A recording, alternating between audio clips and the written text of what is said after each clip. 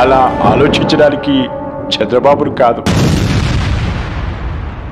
ఒకప్పటి creative genius, ఇప్పుడు controversy king Ram Gopal Varma రాబోయే అసెంబ్లీ ఎన్నికలను దృష్టిలో పెట్టుకుని ప్రతిపక్షాన్ని టార్గెట్ చేస్తూ అధికార పార్టీని, నాయకుడిని అంటే జగన్ని హైలైట్ చేస్తూ మరో రాజకీయ బాణం వదిలాడు. గతంలో లక్ష్మీస్ ఎన్టీఆర్ తీసి రాజకీయంగా పెద్ద దుమారమే రేపాడు వర్మ. ఆయన సినిమా అనౌన్స్ చేయడం మాత్రమే అందరికీ తెలుసు, కానీ షూటింగ్, పోస్ట్ ప్రొడక్షన్ ఎప్పుడైపోతాయో, ఎలా అయిపోతాయో ఎవరికి తెలియదు. అలాగే ఈ సినిమా కూడా పూర్తి చేసేసాడు. కిల్లింగ్ వీరప్పన్, 26/11, రక్త చరిత్ర వంటి రియల్ ఇన్సిడెంట్స్ తో సినిమాలు తీసి మంచి విజయాలు అందుకున్న ఆర్జీవి తనలో పస తగ్గిందో లేక తన పెన్నులో పవర్ తగ్గిందో కానీ తన స్థాయిని తానే తగ్గించుకునేలా దిగజారిపోయే సినిమాలు తీస్తున్నాడంటూ అందరూ కామెంట్స్ చేస్తున్న నేపథ్యంలో డోంట్ కేర్ అనుకునే వర్మ 2019 ఎలక్షన్స్ అప్పుడు క్రియేట్ చేసిన సెన్సేషన్ ని మరోసారి 2024లో రిపీట్ చేయాలని చూస్తున్నాడు అనుకుంటా.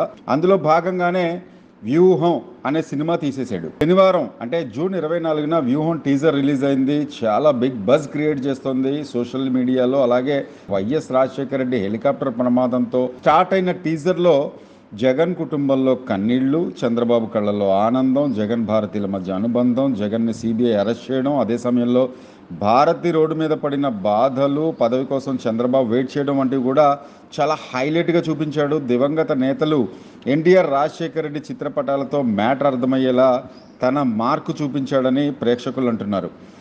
అలాగే వైఎస్ ఫోటో ముందు నిలబడి జగన్, భారతి నవ్వుతూ షేక్ హ్యాండ్ ఇచ్చుకోవడం ఒక హైలైట్ అయితే, టీజర్ చివరిలో జగన్ పాత్రధారి అయిన అజ్మల్ చేత అలా ఆలోచించడానికి చంద్రబాబుని కాదు అనే ఒకే ఒక్క డైలాగ్ చెప్పించారు.